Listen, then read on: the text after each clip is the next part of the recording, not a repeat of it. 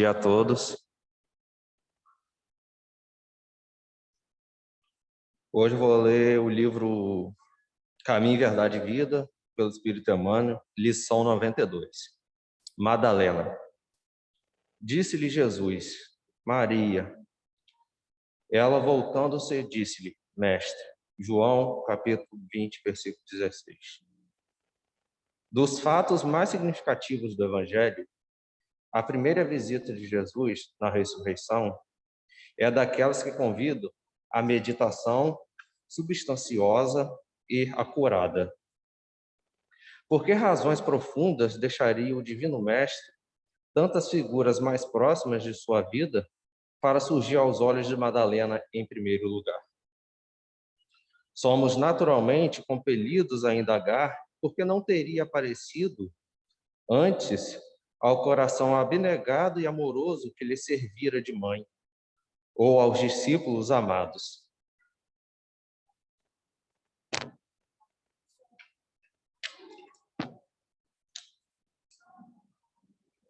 Entretanto, o gesto de Jesus é profundamente simbólico em sua essência divina.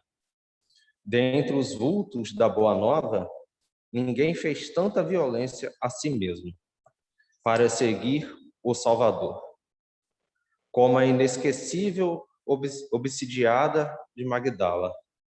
Nem mesmo Paulo de Tarso faria tanto, mais tarde, para a consciência do apóstolo dos gentis, era apaixonada pela lei, mas não pelos vícios. Madalena, porém, conhecera o fundo amargo dos hábitos difíceis de serem extirpados. Amolecera-se ao contato de entidades perversas. Permanecia morta nas sensações que operam a paralisia da alma. Entretanto, bastou o encontro com Cristo para abandonar tudo e seguir-lhe os passos. Fiel até o fim, nos atos de negação de si própria e na firme resolução de tomar a cruz que lhe competia, no calvário redentor de sua existência angustiosa. É compreensível que muitos estudantes investiguem a razão pela qual não apareceu o Mestre primeiramente a Pedro ou a João, a sua mãe ou aos amigos. Todavia, é igualmente razoável reconhecermos que, com o seu gesto inesquecível, Jesus ratificou a lição de que sua doutrina será para todos os aprendizes e seguidores o código de ouro das vidas transformadas para a glória do bem. E ninguém, como Maria de Magdala, houvera transformado a sua, à luz do Evangelho Redentor.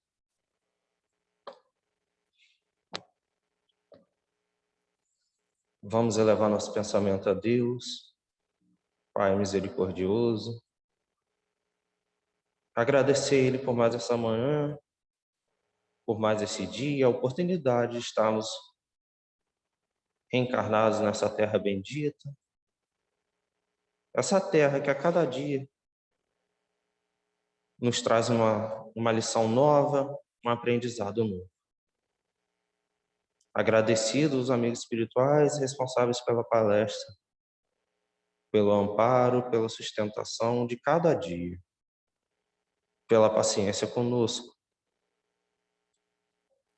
Que nós possamos, no dia de hoje, sairmos daqui, Senhor, melhor do que entramos. Permaneça em nossos corações, hoje, agora e sempre. Gostaria de convidar a companheira Regina para a palestra de hoje.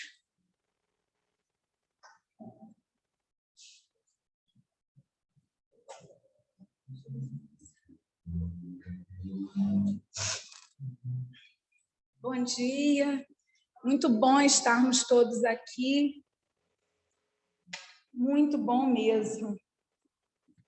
E queria, assim, compartilhar com vocês, né,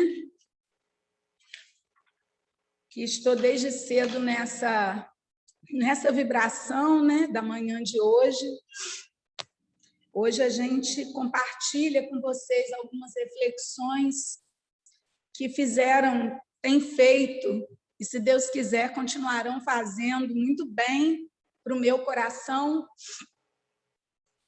dada de presente por tia Ruth e os amigos espirituais e Carmen Célia, que é falar em setembro, esse mês que já é por si só tão especial para todos nós, porque é o mês de aniversário da nossa casa, e como toda comemoração, de aniversário, isso promove em nós muita alegria, um sentimento de gratidão muito grande, né? Muitas lembranças vêm à nossa mente, e a gente tem, assim, uma tendência grande a valorizar a convivência, as pessoas, as oportunidades. Aniversário, normalmente, nos trazem essas atitudes íntimas e que, muitas vezes, é claro, se refletem numa atitude exterior de comemoração, né? Mesmo que mais reduzida, mais intimista, em virtude dos tempos que temos vivido. E por isso estamos aqui ainda nessa contingência tão especial, né? Nessa manhã em que a gente, mais uma vez, se reúne em torno do Evangelho, nessa casa de amor, mas com várias adaptações para que possamos estar juntos e partilhar mais uma vez.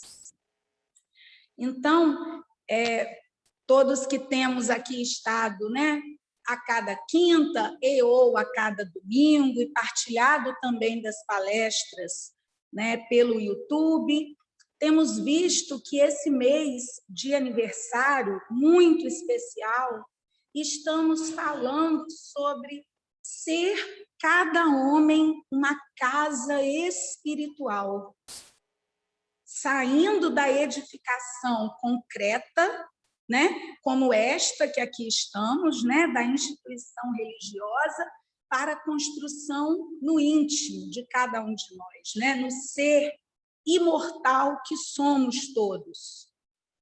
Então, para nós bastante importante essas reflexões, porque elas vão gradativamente construindo em nós a ideia da casa espiritual.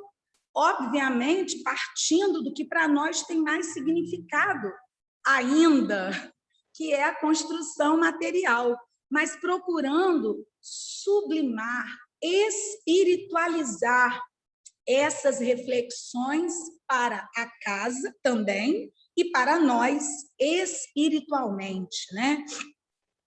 Então, nós já tivemos a oportunidade maravilhosa de pensar como a iluminação de um ambiente físico ele é muito importante.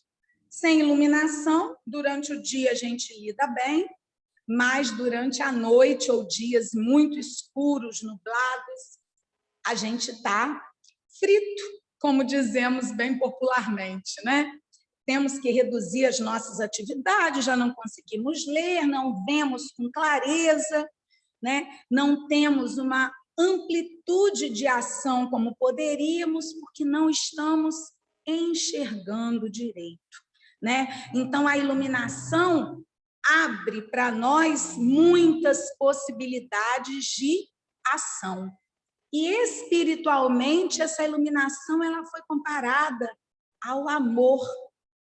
Olhe bem, quando tudo está escuro, quando se faz noite, quando se precisa de luz, e o que é que ilumina, senão o amor?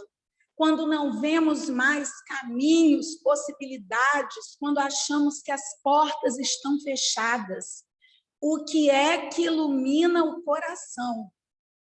O amor. O amor.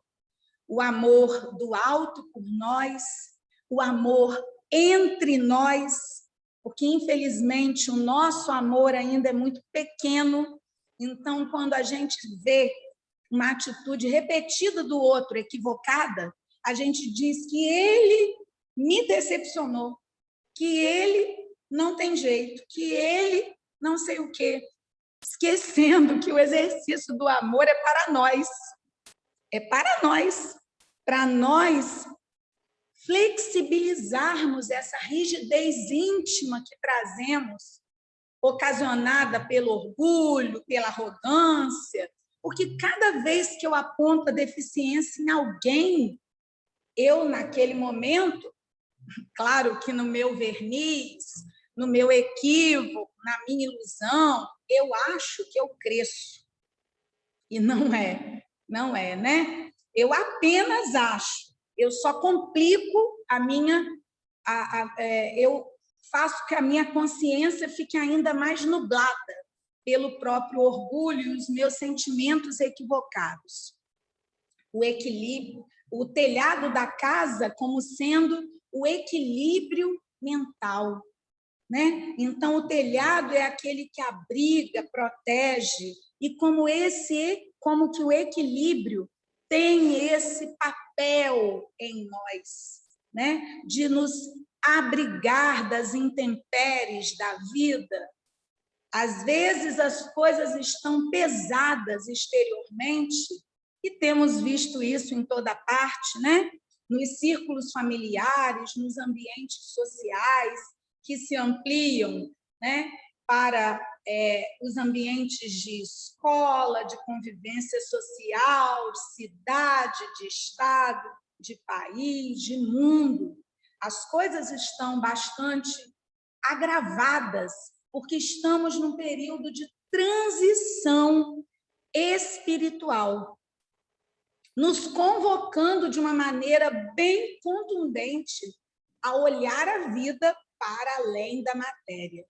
Se a gente ainda está com dificuldade para entender essa mensagem, a pandemia está aí nos convocando com todas as letras, de todas as formas, certamente com todo o amparo de mais alto. Não tenhamos dúvida que não estamos sós nesse momento, pelo contrário, mas o convite é a espiritualizar a vida. E como que nós estamos sendo convocados a buscar cuidar de nós, dessa casa íntima. Não dá, por exemplo, para viver sem a oração. E a oração na casa é alvenaria.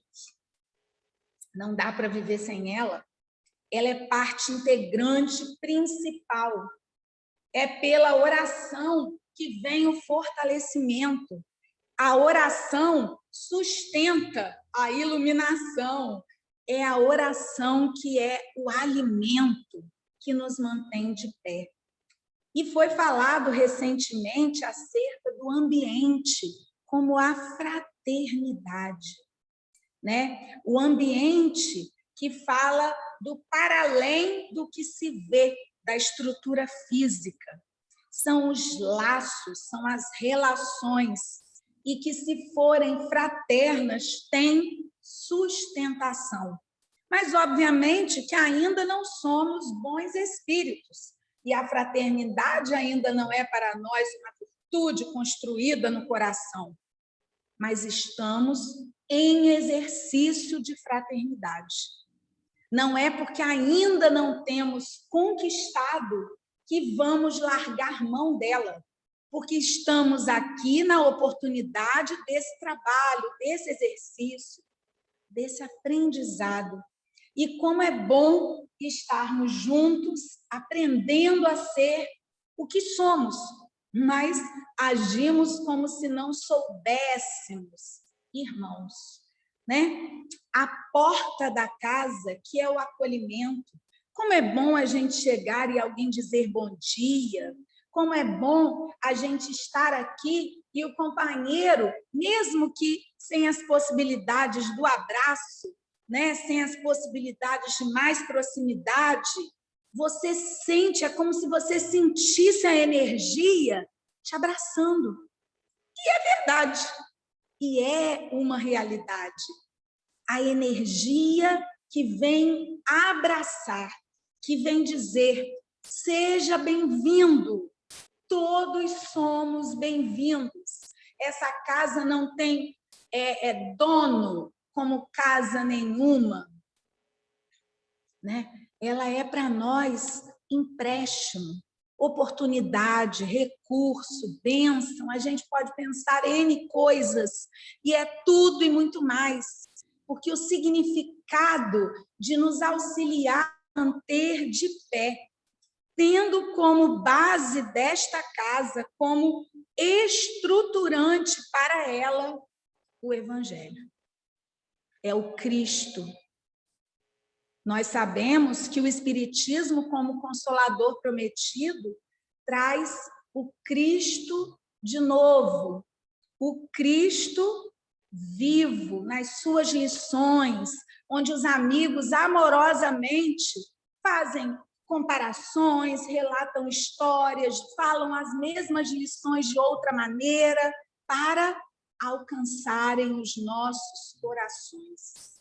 Então, a base é o Evangelho. Hoje, nós aqui estamos. Ontem, foram outros tantos corações que ergueram essa casa, que a mantiveram de pé, tendo esta base, o Evangelho, tendo a fraternidade como vínculo, como relação que nos une. Hoje estamos aqui, tendo a oportunidade de exercitar tudo isso que aqui colocamos. E amanhã, outros tantos darão continuidade. Alguns que aqui estão mais jovens, né? Aquelas terras férteis que estamos já trabalhando para que deem essa continuidade, e nós, do outro lado, se Deus quiser, continuando a fazer parte. Mas tem uma parte desta casa que eu ainda não mencionei, e que é de maneira especial trazida para nós nesta manhã. É a parte da casa que se refere ao jardim, às flores. É a casa, é a parte que fala da alegria. A alegria cristã. Então, olhe bem, o jardim da casa é a alegria. E não é assim no nosso cotidiano? Quando nós, na nossa casa, fazemos um cantinho de flores, às vezes moramos em apartamento e a gente não tem muita possibilidade de um jardim, às vezes temos em casa jardins maiores, menores. O jardim, ele traz beleza, as flores trazem perfume, trazem bem-estar, aconchego. As flores, elas mostram para nós a diversidade. Quantas flores existem? As plantas, elas são muito diferentes entre si. Essa casa, conforme ela tem estado amorosamente cuidada e com tantas plantas e flores, e aqui ao lado a gente tem uma horta linda de Munir, né? O nosso grande amigo. Então, as flores, o jardim, traz cor, vida, bem-estar, alegria, impregna o nosso coração dessas energias de bem, de saúde, de paz, nos apontando a diversidade. Já no reino vegetal, assim como existe no reino animal, no reino hominal, que fazemos parte, né? E certamente para diante, embora, né, toda a diversidade comungue para a comunhão com o Pai Maior. Então, a gente, quando vê o jardim, a gente admira profundamente, mas é preciso pensar que ele precisou de planejamento, de cuidado, de cultivo, acompanhamento, né, Tia Lu? De acompanhamento, em que, se a gente colocar excessivamente água ou adubar em excesso com essa ou aquela substância, haverá um desequilíbrio na terra que vai causar certamente também problemas naquele jardim, né? Então ele também precisa do equilíbrio. Por outro lado, a escassez dos substratos necessários, da água, do sol, de todo o cuidado necessário, também vai trazer uma aridez. As plantas ressecarão e vão morrer. Embora tudo isso seja transitório, porque assim como no jardim e na nossa vida, a aridez, esse mau entendimento do cuidado, a escassez ou o excesso, eles também são aprendizados para que a gente possa aprender o equilíbrio, né? Mas como é importante pensar nesse jardim de nossa casa, né? E no cuidado espiritual desse jardim. Mas o jardim não é para alguém cuidar, é para todos cuidarmos. Todos somos convidados a este cuidado, a dar a nossa cota de colaboração. Todos somos responsáveis. A gente pode pensar que espiritualmente o jardim da casa é cuidado pelos amigos de mais alto. Sim, sem dúvida, mas eles contam conosco. Eles nos chamam a sermos jardineiros com eles, a cuidarmos das sementes em nossos corações e a ajudar para que essas sementes possam frutificar e florescer, não apenas em nós, mas em outros solos do coração com quem convivemos, neste ambiente, no ambiente familiar e para além da família, em toda a parte onde somos convocados, porque nós não somos jardineiros restritos a uma casa religiosa. O jardineiro do bem, do amor, do Cristo, é jardineiro da vida, para a vida, e a vida extrapola paredes físicas. Não é assim? A vida é para além. A gente exercita em alguns ambientes para ampliarmos.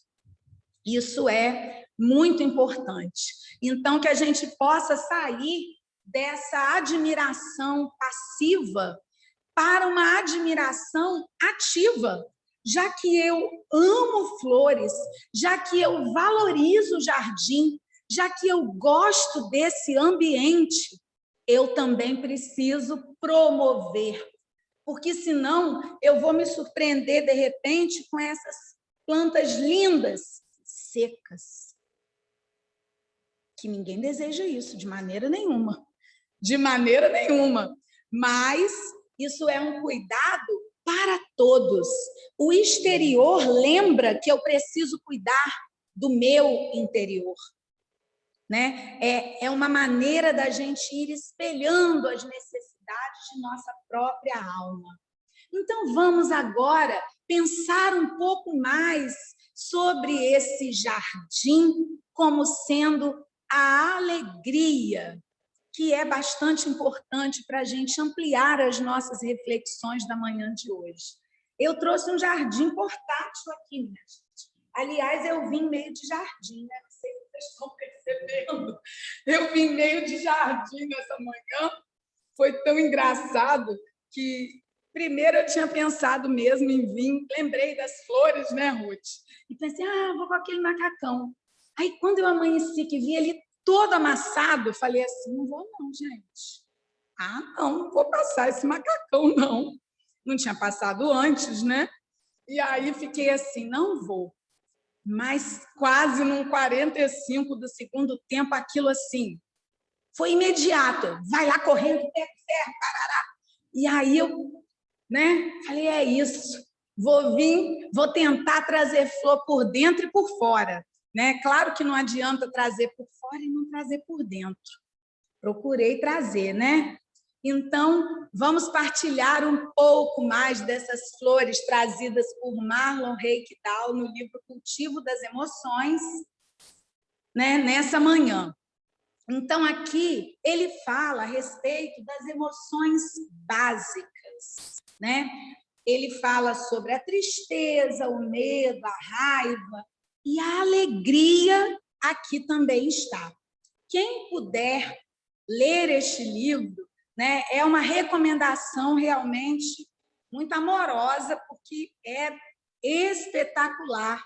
A gente vai fazendo com ele uma viagem sobre as emoções, trazendo para o nosso próprio coração, para a nossa própria vida. Primeiro, ele faz uma reflexão geral sobre o significado daquela emoção. Depois, ele fala sobre repensar aquela emoção. E aí, ele fala sobre cultivar aquela emoção com este olhar de espírito imortal e os benefícios daquela emoção para o próprio coração, né? Porque a gente, às vezes, quando pensa nas demais, medo, raiva, tristeza, a gente pode, num primeiro momento, assim, mais superficialmente, achar que elas não têm um sentido, uma razão, uma utilidade. Mas tem. Não vou falar delas, porque senão eu perco a alegria de hoje, né? O tempo é pouco, então vamos lá. Mas leiam, pessoal. Então, a gente começa trazendo aqui uma compilação, claro, do Marlon. Ele tirou do dicionário Wise, que traz a definição do que é alegria. Então, ele trouxe para refletirmos. A alegria é uma viva satisfação, é um vivo contentamento. É sinônimo de quê? De regozijo, de júbilo, de prazer. Não é? A gente traz esses sentidos da alegria na nossa vida. E se formos comparar a alegria às estações do ano, qual seria? 5 segundos. Primavera! Entramos nela, não é? A primavera, que é esse período de florescimento de muitas espécies. Quando a natureza fica mais colorida, mais perfumada, mais bela. E é uma coisa impregnante, não é? A gente olha as plantas renovadas, as flores, e isso como que renova em nós a esperança. Não é assim? Quando a gente passa, então, em ruas onde o ipê está florido, aquilo traz para a gente uma reenergização. Olha, essa palavra ficou até complexa. Uma coisa mesmo assim de energia, né? É como se aquela energia viesse mesmo assim do solo, refazendo o nosso mundo íntimo. Aí a gente vê a nossa grande conexão com a natureza. Somos natureza e queremos viver num mundo de pedra. Olha que coisa louca, né? Um mundo rígido, um mundo onde só tem tempo para cumprir deveres e obrigações da vida material, onde a gente se afasta da essência. Como que é isso? Olha aí a vida trazendo para nós as lições. A primavera lembrando para nós quem somos, refazendo o nosso ser, né? Então, é o período de reprodução para muitos tipos de planta, significando abertura, fertilidade, disponibilidade. Olha quantas coisas Marlon nos trouxe aqui. E aí ele traz também um trechinho de uma fala de Joana de Ângeles, nossa grande mentora espiritual, né, que está no livro Despertar do Espírito, no capítulo 4. Ela diz assim, que a alegria é a mensagem mais imediata que caracteriza um ser saudável. Não pensamos isso? Que a alegria é sinônimo de saúde, né? Quando a gente está murcho, muito introspectivo, muito calado, num estado mais depressivo, isso não nos transmite saúde. A saúde fala de uma exteriorização, né? A saúde fala de uma expressão.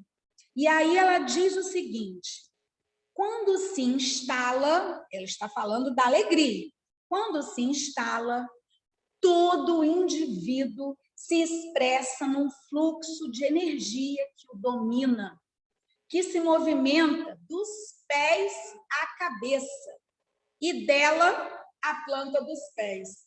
Então, não é só dos pés à cabeça, é da cabeça aos pés e dos pés à cabeça, ou seja, é um fluxo de energia, como ela acabou de colocar, né? Então, ela chama isso de um contínuo de vitalidade que irriga todo o corpo, demonstrando que se está vivo, sem áreas mortas, nem constrangimentos psicológicos inquietadores. Gente, Joana é uma coisa, né? A gente ficaria aqui o quê? Uma manhã, mas falando dessas coisas, né? Que cada um possa levar o melhor possível, né? Não das minhas palavras, né? Mas dessas mensagens, para que possa pensar, olhe bem, então esse fluxo de energia faz um contínuo de vitalidade, é vida em nós, demonstrando para a gente que estamos vivos. E vivos, eu não estou dizendo vivos, corpo físico, vivos, ligados à fonte, que é Deus. Isso para encarnados e desencarnados. A gente muitas vezes fala de estar vivo, estar num corpo material. Só que a gente sabe que a morte física não mata o espírito, que muitas vezes estamos encarnados e meio mortos, né? Então, ela fala aqui sem áreas mortas e nem constrangimentos psicológicos inquietadores. E quando a gente pensa no cultivo das emoções, a gente simboliza a alegria com qual flor? Qual? Quem esteve aqui no dia do drive de aniversário, dia 12 de setembro, ganhou qual florzinha, gente? Ah, o girassol, exatamente. E o girassol tem essa significação para nós. Tem aqui o nome dele científico, que eu não vou me atrever em dizer, né? Porque não tem condição. Mas o girassol é uma flor linda e que traz para a gente esse sentido de vitalidade, de conexão com a vida, né? Então, ele tem aproximadamente aí uns 30 centímetros, os maiores, né? Claro que há tamanhos diversos, mas há os girassóis maiores, né? De 30 centímetros de diâmetro, hastes que podem ir até 3 metros. Olha isso, gente, ele faz esse relato aqui, eu não sei disso não, sabe? Com um comportamento vegetal chamado de heliotropismo. Isso a gente já ouviu mais popularmente falar, né? Que é a movimentação do seu caule acompanhando a trajetória do Sol. Olha isso, do nascente ao poente. Então, ele fala para nós dessa condução que nós, espíritos imortais, precisamos aprender a ter, nos conduzindo assim em relação à nossa fonte de vida, que é Deus.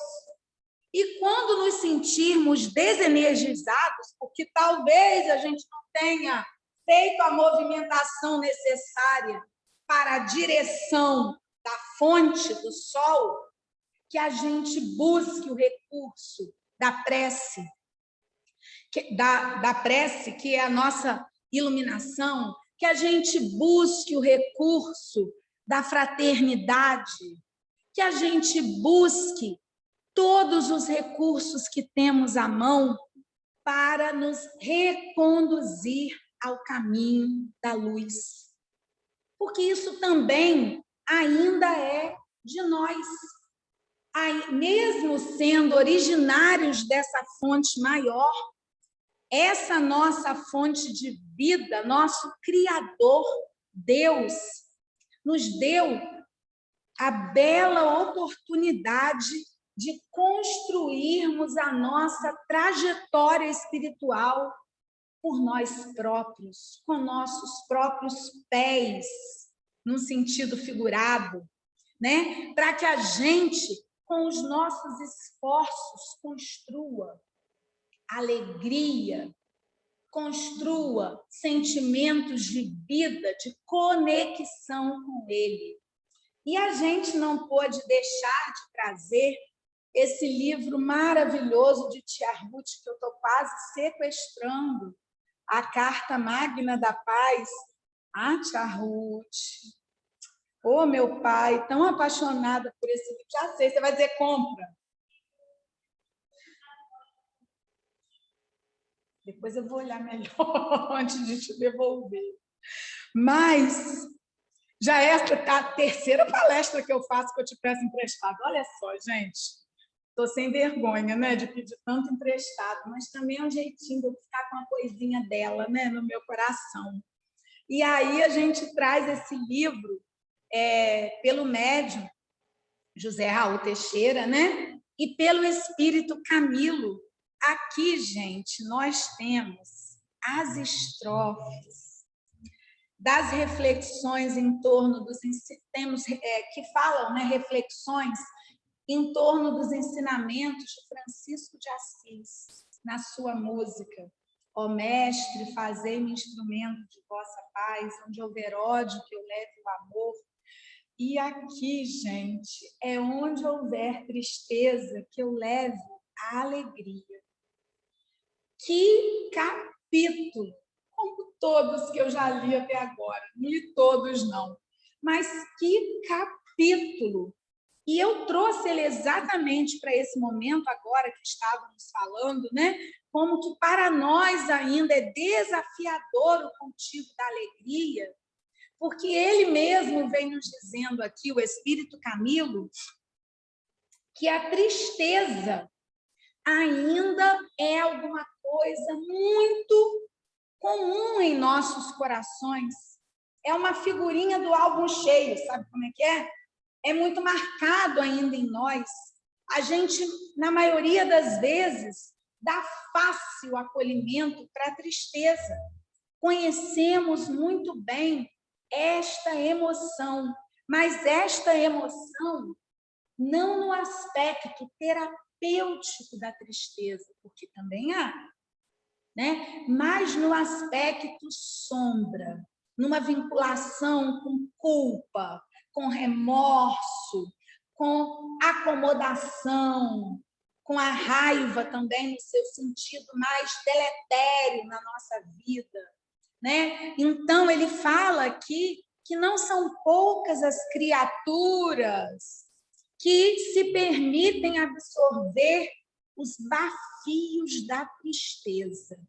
E que ela vai desde um desagrado consigo mesmo, né? Ou com o comportamento de alguém, ou também quando a gente está aguardando que alguma coisa aconteça de uma determinada forma e aquilo não acontece. E aí aquilo não se concretiza, a gente se frustra, mas ao invés da gente dar o salto da frustração, né, para um aprendizado com aquela experiência, a gente fica na frustração. Aí fica ali, naquele bafio da tristeza. Sabe quando a gente está num ambiente muito fechado, que a gente fala popularmente assim, que o ar está viciado, que o ar não corre, que aqui o ar está quente. A tristeza, eu tenho essa impressão que é meio assim na nossa alma, mas é uma coisa voluntária. Não vem dizer que é mais forte que a gente. Eu também já disse isso na vida. Mas a gente fala isso da preguiça de nossa alma, porque é voluntário. A gente acolhe a tristeza.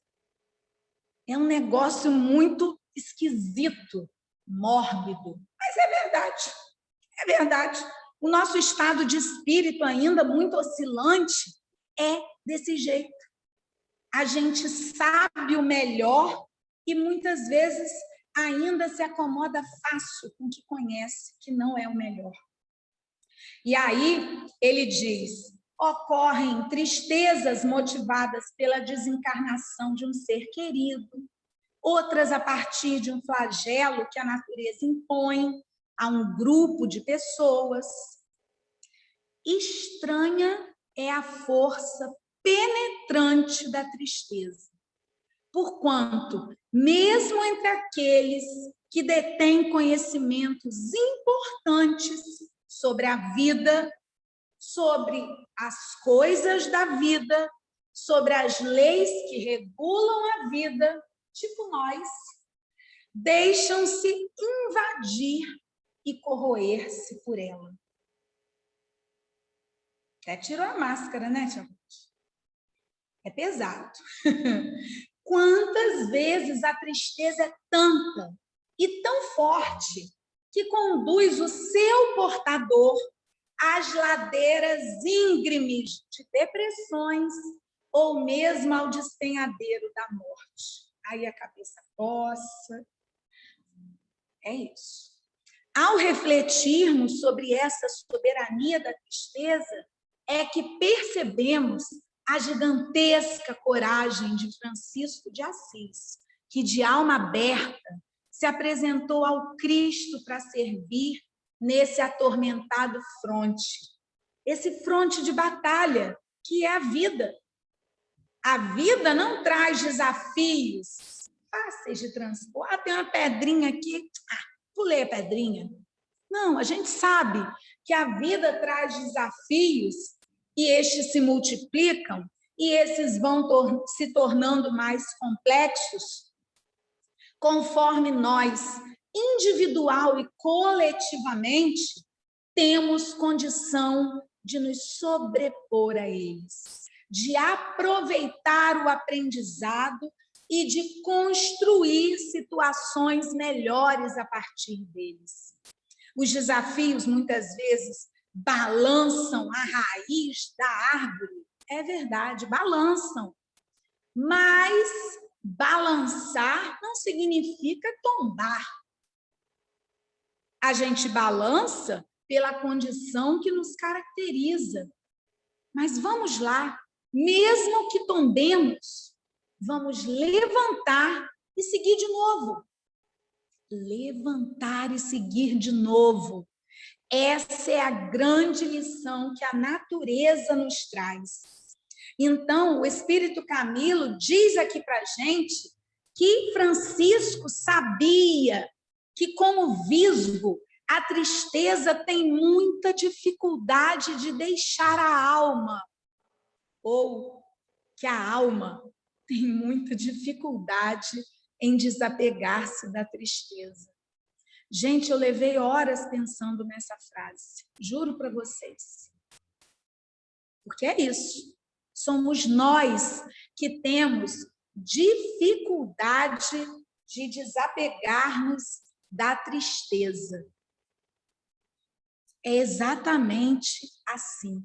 Lucas, só te avisando que tem 20% de bateria aqui, tá? Para mim tá tranquilo, só para avisar.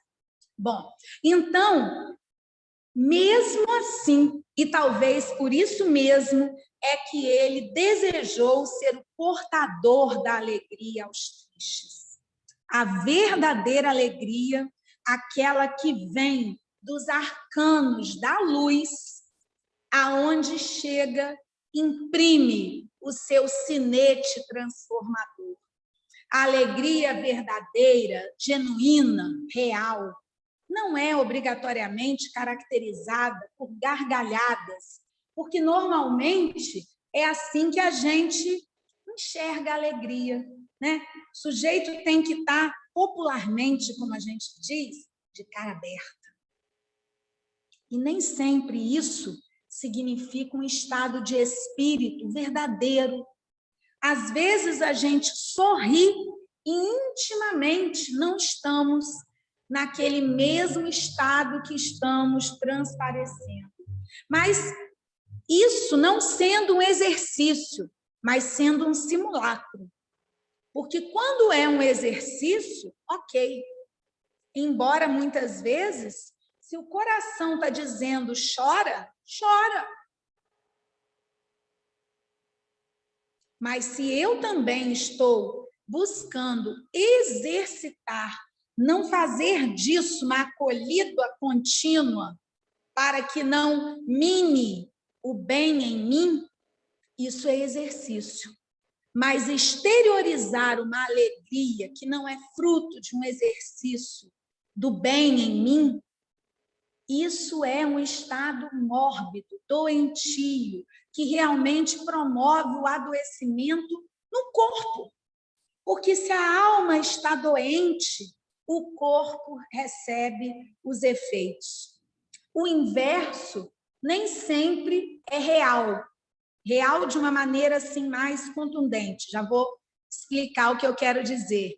Obviamente que as doenças ainda em nós falam do estado de inferioridade de nossas almas. Claro que sim, né? Mas muitas vezes trazemos no corpo uma doença que fala sim dos meus resgates reencarnatórios, de provas que preciso viver, mas no íntimo estou na construção da saúde. Mas o oposto, o espírito adoecido e mantendo esse estado na alma, adoece o corpo. Então, o que ele traz para nós agora na parte mais final da nossa reflexão é que a gente possa ver qual a verdadeira fonte de alegria, que é o conhecimento da verdade, as coisas que nos cercam a existência. Esse conhecimento é para nós uma fonte de bem, mesmo que o tenhamos, né, de maneira gradual, conforme a nossa possibilidade de entendimento, que já é muito para nós. E aí ele nos convoca a comemorar a saúde da alma e do corpo, sabendo tratá-lo por meio de convincente dieta moral e material, valorizando o veículo do progresso da alma. É importante motivação para a alegria, que também é motivação para a alegria quando nós sabemos desviar os nossos pés dos caminhos do vício e do crime, por reflexão e entendimento das coisas, nunca por temor de pecado ou de castigos, né? Mas que a gente possa compreender que esse desvio dessa rota malsã é sabedoria da alma. Nós alimentarmos amizades felizes, ampliando os laços de bem-querer, iluminar a família com bons e nobres exemplos de vivência ajustada, buscando respirar a paz interna numa vida regrada, simples, sem complicadores. Isso é uma profunda razão de alegria. E aí ele termina nos dizendo que somente conseguimos a alegria, que é um componente obrigatório da paz, quando se realizam esses exercícios cotidianos. Então, olhe bem, concluímos aqui hoje o nosso pensamento relacionando a alegria como um componente obrigatório da paz. Não há como construir paz em nós, na vida, sem que estejamos também neste processo de construção da alegria. E como Jesus disse a Bartolomeu num diálogo lindo que consta nesse livro Boa Nova, no capítulo Bom Ânimo, se nós temos a boa nova,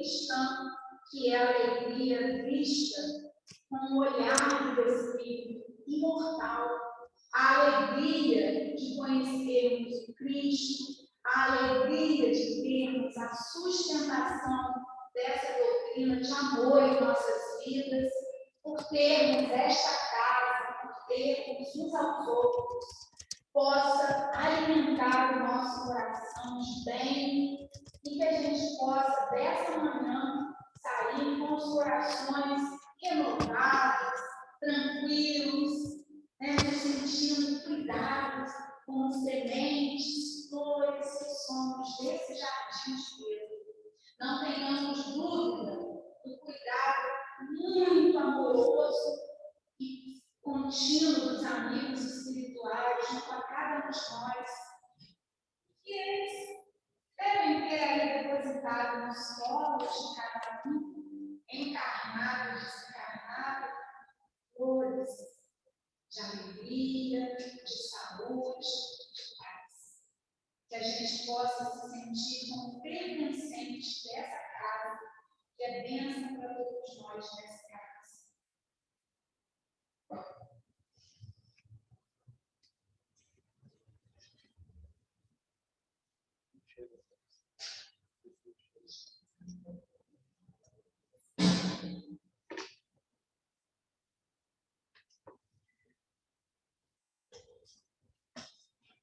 Antes de encerrar essa palestra de hoje, eu gostaria de pedir mais assistas que se levante para a classe coletiva. Gostaria também de pedir ao Zezé botar uma musiquinha para as irradiações.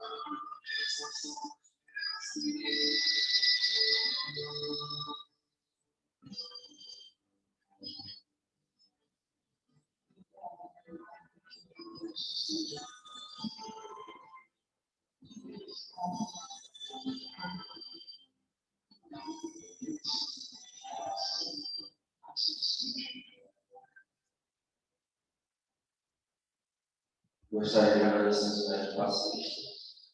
Para encerrar nossa palestra de hoje, vamos à nossa prece final.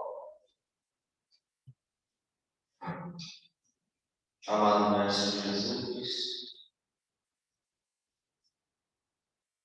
Pai de misericordioso, agradecidos estamos, Senhor,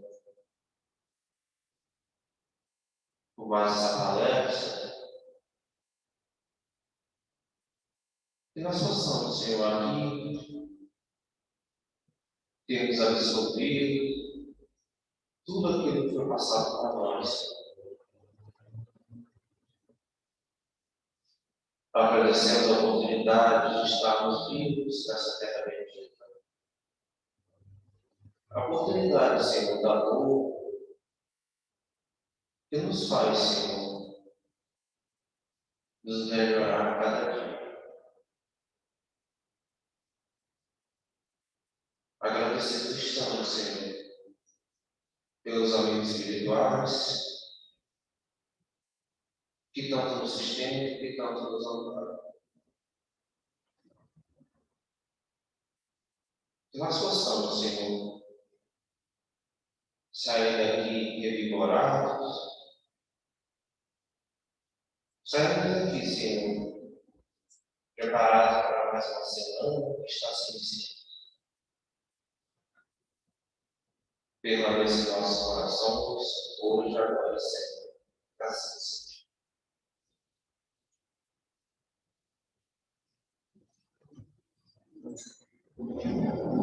Deus.